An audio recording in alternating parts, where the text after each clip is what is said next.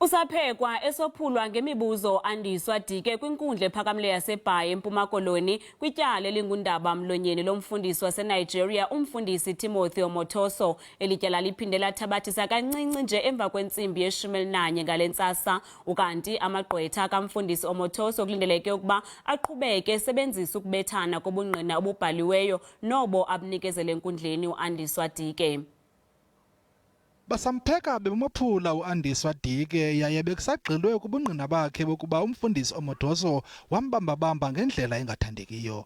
Igqwetha lika Omotoso, uadvocate Peter Duberman, uthi lo ka Omotoso uza kuziphika izityholo ezityatyekwa nguDike namanye amaxhoba ngokwenzekayo kwindlu kaNyawontle. Uadvocate Duberman ukwambuzile uDike ukuba uyamazi na uSheryl Zondi nowanika ubungqina kuqala phambi kokuba liqalwe phantsi elityala. uDike uthi wambona uZondi okokuqala ngethuba wayinika ubungqina kwelityala, nto leyo aphinde wayisebenzisa uadvocate Duberman ngakuDike esithi ubungqina bakhe abunyanisekanga kuba babekunye emotweni noSheryl Zondi ngethuba uZondi wayeyonika ubungqina kule nkundla.